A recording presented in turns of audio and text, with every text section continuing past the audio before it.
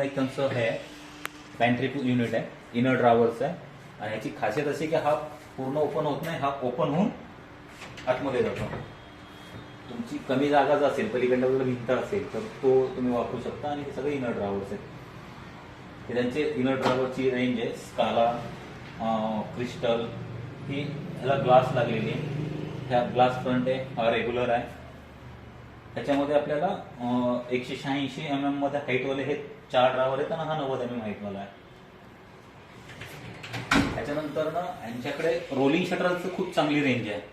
Rolling शटरमध्ये तुम्ही पाहू शकता 1, 2, 3, 4, 5, 6, 7, 8, 9 व्हरायटीज आहेत वेगवेगळ्या. त्याच्यामध्ये हा जो आहे हा ब्रॉन्झमध्ये आहे. हा ब्रॉन्झमध्ये आहे. हा क्लॅमर आहे, मॅन्युअल आहे. हा स्टँडर्ड साईज मध्ये दोनच येतो, एक 900 mm कॅबिनेट आणि एक 600 mm कॅबिनेट. आणि हा मॅन्युअल आहे, हा इलेक्ट्रॉनिक नाही आहे.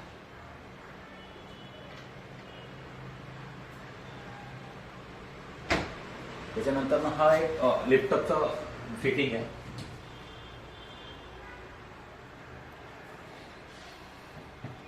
हा त्याच्यातलाच एक वेगळा 65 म्हणून हा पण लॅपटॉपचा प्रकार आहे. हा छान आहे. ह्याच्यामध्ये तुम्ही 3 फूट बाय 2 फुटापर्यंतचा दरवाजा घेऊ शकता. त्याच्यापेक्षा जास्त मोठा नाही घेता येणार.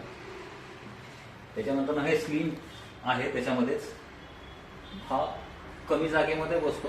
ह्याच्यामध्ये दोन्हीमध्ये फरक काय आहे की ही जागा जास्त घेते, त्यामुळे कधी बऱ्याच जागा मोठी भांडी असतील तर ठेवताना तुम्हाला ती जागेचं शॉर्टेज होऊ शकतो.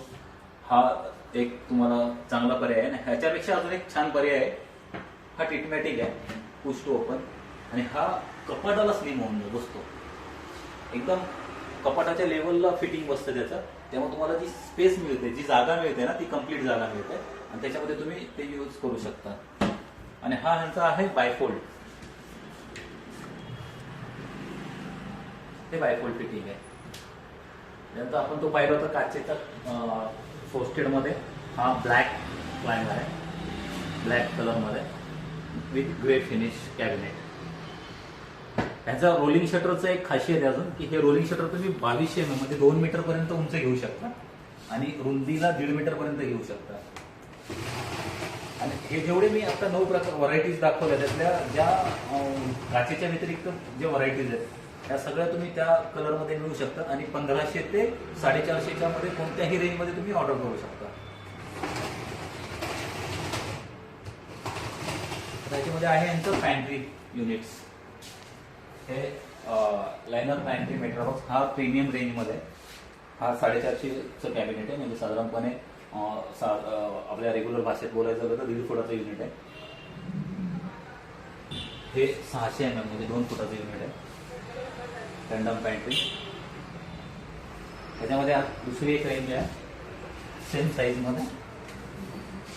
ही एक आहे, ह्याला क्रोम फिनिश आहे, थोडंसं ब्लॅक कलर आहे याला क्रोमला फिनिशला. आणि सेम असंच एक पॅन्ट युनिट इथे पण आहे.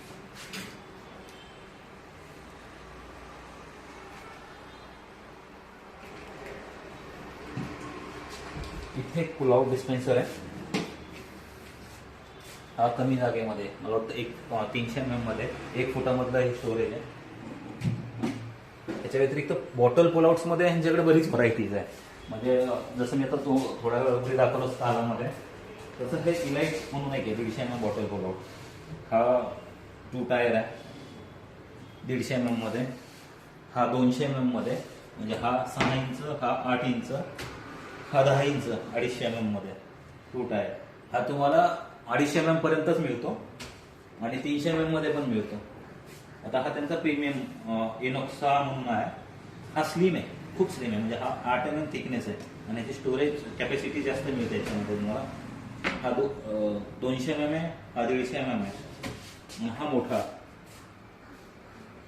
हा मॅनेजिंग करू शकतो. म्हणजे याच्यामध्ये तुम्ही काही वेस्ट बिन्स वगैरे किंवा बाकीच्या काही गोष्टी ठेवायच्या असतील तर होऊ शकता. हा मोठा आहे.